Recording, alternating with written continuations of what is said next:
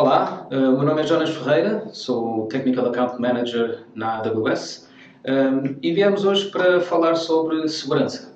Existe um conjunto de best practices que nós temos na AWS, fazem parte do Well Architected Framework e vamos focar-nos hoje no pilar de segurança.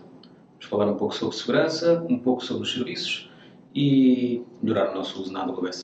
Olá a todos, o meu nome é Pedro Santos, sou Solutions Architect na AWS Portugal e, como o Jonas já disse, hoje vamos estar aqui a falar um pouco de segurança e de como manter ou até aumentar os standards de segurança na Cloud AWS. E começamos aqui com um tema que é gestão de utilizadores. Como é que eu posso gerir utilizadores na AWS? E a nossa recomendação é utilizar um IDP para gerir utilizadores, acessos de forma centralizada. E falamos, por exemplo, do nosso AWS IAM Identity Center, que permite exatamente gerir tanto para uma como várias contas, o tipo de acessos que um utilizador tem, com políticas bem definidas e, se necessário, alterá-las ou até removê-las. Falando agora das aplicações, como é que eu posso gerir, ou quais são os guidelines da AWS para a gestão de permissões das nossas aplicações. E a nossa guideline é a utilização de credenciais temporárias através da assunção de roles. Um exemplo prático, uma aplicação que esteja numa instância EC2, nós podemos e devemos tirar partido do Instance Role para que essas aplicações assumam permissões temporárias para, por exemplo, interagir com outros recursos, como uma base de dados RDS ou um bucket S3. Outro use case muito comum é as Lambda Functions para computação serverless, onde vocês podem também associar um role com permissões bem definidas, sem a necessidade de ter dentro do vosso código as credenciais hard-coded.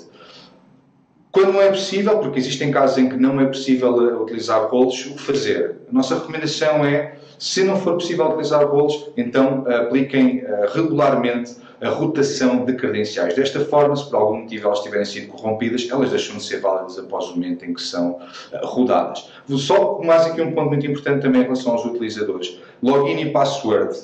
Será que é suficiente? O nosso conselho é dar um passo à frente e utilizar mecanismos de MFA, um segundo fator de autenticação. Desta forma, se por algum motivo essas credenciais forem corrompidas, isso não é suficiente para conseguir aceder aos recursos.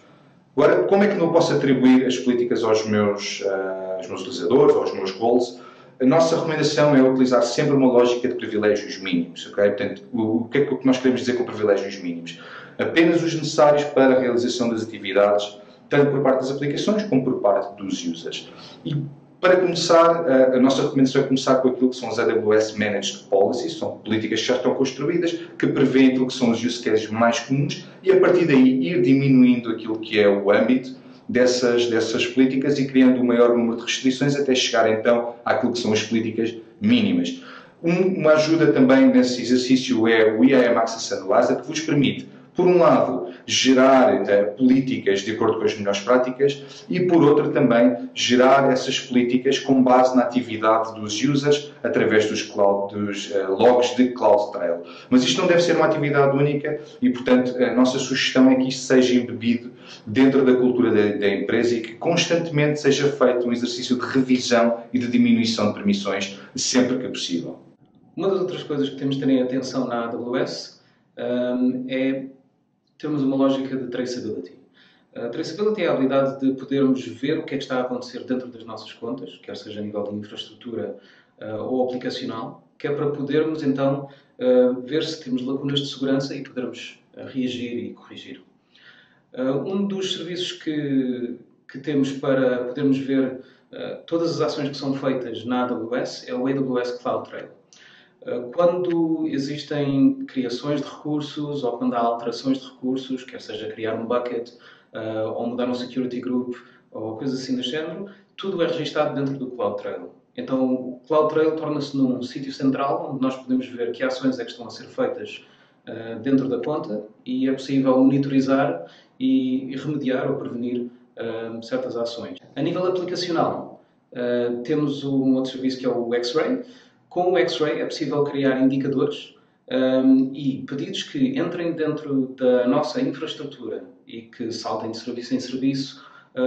É possível ver onde é que o processo inicia e por que serviços intermédios é que passa e é possível ver os nossos pedidos, que comportamento é que estão a ver e, caso seja necessário, modificá-los, corrigi-los ou preveni-los. Um outro serviço também temos disponível que é para fazer enable da traceability, mas também para ajudar na remediação, é o AWS Config. Com a AWS Config é possível nós definirmos policies, em que definimos uma certa baseline de segurança para a nossa utilização, que seja, por exemplo, certas restrições no nível de segurança em Security Groups, em EC2, tem de manter um certo nível. E se houver uma mudança que seja feita, é possível haver uma monitorização ou até uma remediação automática. Outras das coisas que podemos fazer para ajudar na traceability de erros e de permissões de segurança é, por exemplo, em S3 ou mesmo nos load balancers, nos application load balancers, é possível adicionar access logs. Com os access logs, nós conseguimos ver qual é que é o tráfego que está a atingir os nossos buckets de S3 ou que está a passar pelos nossos load balancers, endereços de IP, por aí em diante. E é possível então criar policies que é para corrigir a nossa postura de segurança e melhorar. E uma vez mais, isto é um processo contínuo. Quanto mais formos fazendo e mais formos revendo, melhor a nossa postura de segurança. Falamos agora de traceability, para perceber também aqui um pouco que vantagens e porque é que é uma boa prática de segurança. E agora vamos falar de proteção de recursos e de proteção da nossa rede. E proteção a todos os níveis. Começando pela rede. O primeiro desafio que temos é olhar para as nossas aplicações e perceber os componentes que a constituem, quais têm necessidade de conectividade e de falar entre si, digamos assim. Com isto, nós podemos começar a criar então estes pequenos segmentos, que são subnets, que já nos criam aqui uma camada de isolamento. Subnets essas podem ser privadas ou públicas. Qual é a diferença entre uma subnet privada ou pública? Uma subnet privada, basicamente, não tem uma rota que permita diretamente enviar tráfego de ou para a internet através do Internet Gateway. Já uma subnet pública tem uma rota na route table que assim tem associada, que permite então essa comunicação. E dependendo daquilo que sejam os meus requisitos, eu poderei utilizar subnets públicas ou privadas. Isto por si já nos traz algum nível de segurança. Vamos ver um exemplo prático. Um web server. Tendencialmente um web server precisa de conectividade pública. Mas se olharmos, por exemplo, para uma base de dados, tudo o que nós não queremos é tê-la exposta publicamente. Então, se no lado do web server nós utilizamos e devemos utilizar uma subnet pública, no caso da base de dados não, e devemos mantê-la numa subnet privada. Para além disso, é importante aplicar aquilo que nós chamamos de proteção em todas as camadas ou em todos os níveis. E o que isso quer dizer? Vejamos um exemplo, novamente, daquilo que é a nossa aplicação, que está a correr numa instância EC2. Quando vem um pedido, provavelmente a nossa primeira camada de proteção será uma WAF, um Web Application Firewall, onde nós vamos ter algumas proteções, por exemplo, contra cross-site scripting ou SQL injection, alguns dos ataques mais comuns, e que temos então aqui a primeira proteção da nossa primeiro nível. A partir daí, nós temos o que nós chamamos de uma NACL, uma Network Access Control List, onde temos regras de block e de deny para inbound e outbound, que permitem perceber se daquele IP, aquele protocolo, este pedido é ou não permitido. Passando esta defesa, ou esta NACL, nós chegamos ao Security Group. O Security Group, ele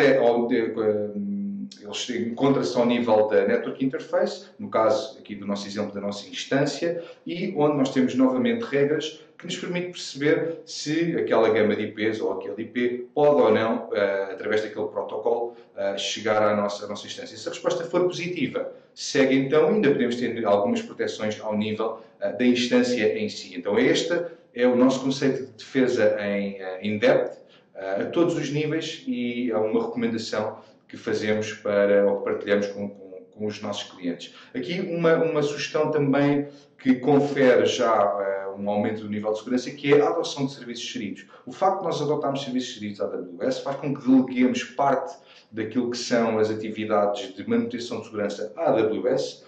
Um exemplo clássico, toda a parte de patching de segurança deixa de recair sobre a minha responsabilidade e eu delego, e por esse motivo é uma forma também de aumentarmos aqui a nossa postura de segurança e garanti-la ao nível dos nossos recursos. Se gostaram do vídeo, façam um like e subscribe. Em breve lançaremos a segunda parte.